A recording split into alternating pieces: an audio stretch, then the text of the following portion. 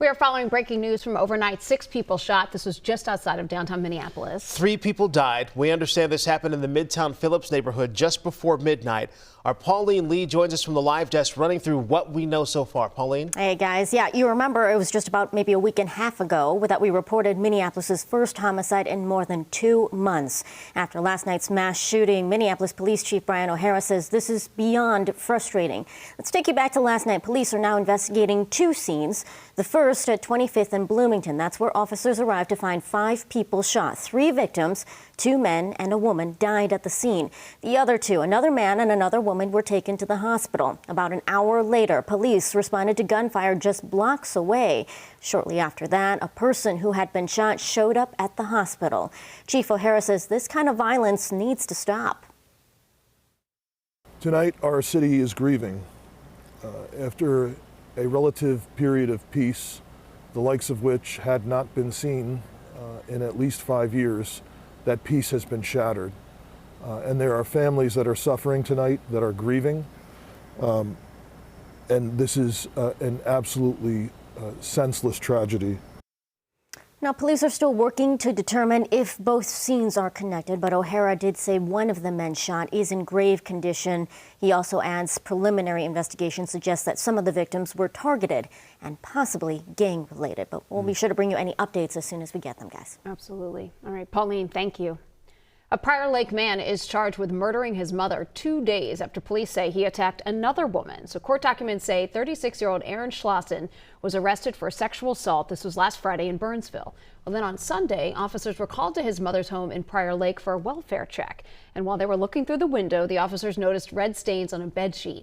Once they got inside, they found Schlosson's mother dead in a bedroom. Investigators say there was a pair of bloody jeans that was laying on top of her body. Court documents say police found Schlosson's wallet and ID in the jeans pocket.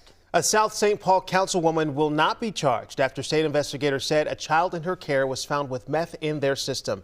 The Dakota County Attorney's Office says the state can't prove the child ingested the meth at Pam Bakken's daycare or that Bakken knew the meth was present. Bakken's daycare license is suspended, but she's appealing that decision. An effort to recall Bakken from the city council has now been suspended.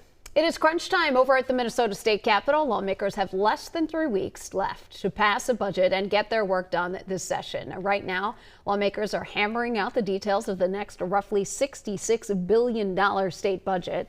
The House and Senate will pass their own versions of spending plans, so then they'll find a way to compromise here. Now, one issue that will be in focus for years to come is PFAS, you know them as forever chemicals, and how to clean up the damage that they've caused the environment, since that comes with a huge price tag.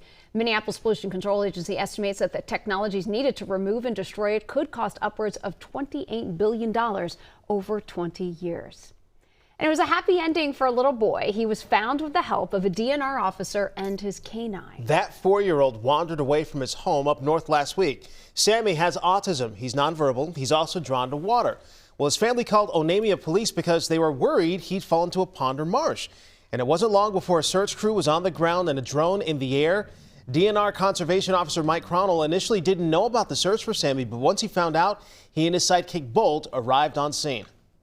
Bolt's trained to find just human odor, so any person that's in the woods needed him to get downwind of him, and as soon as he did, he took off running for him. Listen to this. Oh my gosh. It took them just 8 minutes to track Sammy down, even though he had been missing in the woods for 2 hours, and he was found a quarter of a mile away from his home. He was cold and wet, but otherwise okay. What a story, and glad that he is okay. Dogs, incredible. They really are. It is 5:07, and 50 years ago today in 1975, the South Vietnamese capital of Saigon fell to communist forces, marking the end of the Vietnam War. And the governor designated today as Black April Remembrance Day. This is to commemorate the sacrifice and the suffering that was caused from the war. In a new WCCO special, we hear rarely shared stories from the war and its lasting impacts on Minnesota. This is hard to talk about, even if it happened 50 years ago. I kind of have flashbacks sometimes. Và tôi cũng rất nhiều lần bị chết. The war also changed the face of Minnesota forever. Cultures figure out ways to continue living. For those who served and sacrificed, the end of the war was the start of their journey. Vietnam, 50 years later, now streaming.